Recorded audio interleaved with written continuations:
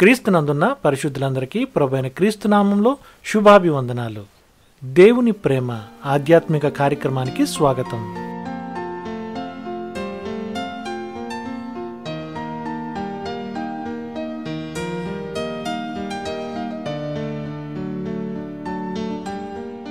నలువది ఏండ్లైన పిమ్మట సినాయి పర్వతారణ్యమందు ఒక పొదలోని అగ్నిజ్వాలలో ఒక దేవదూత అతనికి అగుపడెను.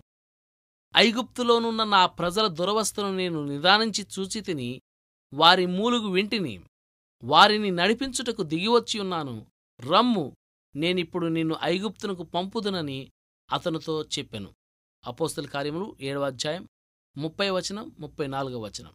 40 సంవత్సరాలు మోషేకి అప్పగించబడిన పని అంత కష్టతరమైంది గనుకనే అన్ని దీర్ఘ సంవత్సరాలు వేచి ఉండవలసి వచ్చింది.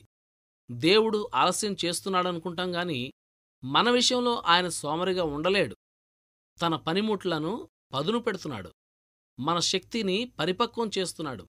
సమయం ఆసన్నమయ్యేసరికి మనకు అప్పగింపబడిన దాన్ని నెరవేర్చే సామర్థ్యం మనకు వస్తుంది. నజరేయుడైన యేసు సైతం 30 ఏళ్లు చేతులు ముడుచుకుని కూర్చున్నాడు.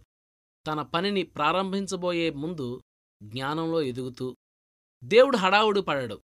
తాను బలంగా వాడుకోదలచిన వాళ్ళని సంవత్సరాల తరబడి అలా ఉంచుతాడు. ఆయన దృష్టిలో ఈ కాలం చవీసారం లేంది కాదు. బహుశా మనకు సంభవించే శ్రమల్లో అతి భయంకరమైన భాగం కాలమేనేమో. ఒక్కసారిగా సంభవించి చల్లబడిపోయే బాధని భరించడం తేలికే, కాని సంవత్సరాల తరబడి భారంగా ఒక దిగులు మనస్సును అలుముకుని కొనసాగితే ప్రతినిత్యమూ అదే వేదన, అదే గుండెల్ని పిండి చేసే గుబులు వదలకుండా పీడిస్తే అంతకన్నా నరకం మరోట్లేదు. హుషారో చచ్చిపోతుంది.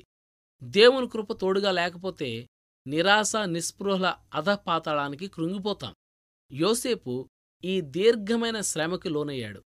ఎర్రగా కాలిన ఇనుముతో చర్మంపై వాత పెట్టినట్లు ఒక్కోసారి దేవుడు తన శిక్షను ఇలా సుదీర్ఘమైన బాధ ద్వారా మన అంతరాళాల్లో ముద్రిస్తాడు. వెండిని పరిశుభ్రపరిచేవాళ్ల, పుటం వేసేవాళ్ల ఆయన పనిచేస్తాడు. కరిగిన బంగారంలో తన ప్రతిబింబాన్ని చూడగానే కంసాలి మంటని ఎలా అర్పివేస్తాడో అలానే దేవుడు మనలో తన పోలిక కనిపించగానే మన కష్టాలకు ముగింపు చెప్తాడు. తన గుప్పిట్లో ఆయన దాచి ఉంచిన దివ్య సంకల్ప ఫలాలను మనం ఇప్పుడే చూడలేకపోవచ్చు. ఇంకా కొంతకాలం మనకవి అర్థం కాకపోవచ్చు. కాని ఆయన సింహాసనాసీనుడై తగిన కాలం కోసం ఎదురుచూస్తున్నాడు. అంతా మన మేలుకే జరిగింది అంటూ ఆనందంతో మనం కేరింతలు కొట్టే ఘడి వస్తుంది. ఈ బాధ నుండి విముక్తి ఎప్పటికి అని ఎదురుతిన్నులు చూడక యోసేపులాగా దుఃఖపు బడిలో పాఠాలను జాగ్రత్తగా నేర్చుకోవాలి. ప్రతి పాఠాన్ని విధిగా కంఠస్థం చేయాల్సి ఉంది. మనం పూర్తిగా సిద్ధపడినప్పుడు విముక్తి తప్పకుండా వస్తుంది.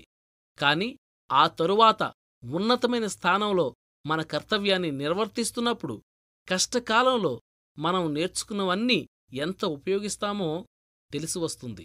భవిష్యత్తు కోసం ఇంకా మహత్తరమైన బాధ్యతలు, ఉత్కృష్టమైన దీవెనలు మనకివ్వడం కోసం దేవుడు మనకి శిక్షణ ఇస్తున్నాడు. సింహాసనానికి తగిన లక్షణాలు మనలో ఉన్నట్లయితే దేవుడు నిర్దేశించిన సమయం వచ్చినప్పుడు మనల్నేదీ అడ్డగించలేదు. కాలాన్ని మీ చేతుల్లోనికి తీసుకోవద్దు. మీకు తన చిత్తాన్ని తెలియజేసేంతవరకు ఓపిగ్గా కనిపెట్టండి. అవసరమైన దానికంటే ఎక్కువ ఆలస్యం చేయడాయన. ఎదురు చూడ్డం నేర్చుకోండి. చెయ్యడు దేవుడు జాగు, తెలుసాయనకు మన బాగు. ప్రభు ఆగమనం కోసం వ్యర్థంగా చూపకు ఉక్రోషం. ఎదురుచూడు విసుగులేకుండా, కడుపులో చల్ల కదలకుండా. దేవునికంటే ముందు పరిగెత్తాలని ఆతృత పడకండి. దేవుని గడియారంలో గంటల ముళ్ళు, నిమిషాల ముళ్ళు కూడా సరైన కాలం చూపించేదాకా వేచి ఉండడం నేర్చుకోండి.